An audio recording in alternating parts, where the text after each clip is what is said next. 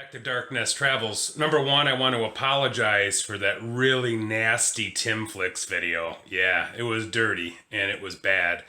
You've seen this face look like a puss face, number one. And that's really not me, but lately it has been because we're still down without internet right now. And I promise the next video I do, oh, I can't promise because of the way stuff has been going. But I should have internet anyway, the next video. So this video, you know that I'm broadcast from Darknest, which is a one-room schoolhouse. In fact, I have videos.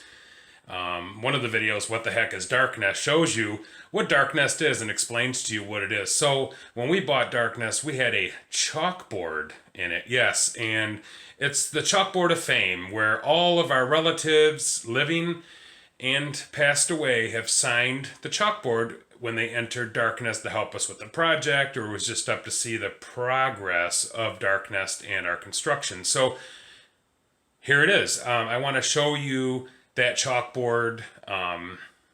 It's a little bittersweet because it's kind of like a, I don't know, just watch it. Tell me what you think below in the comments.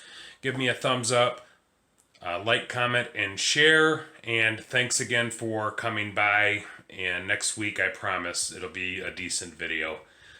Talk to everyone soon.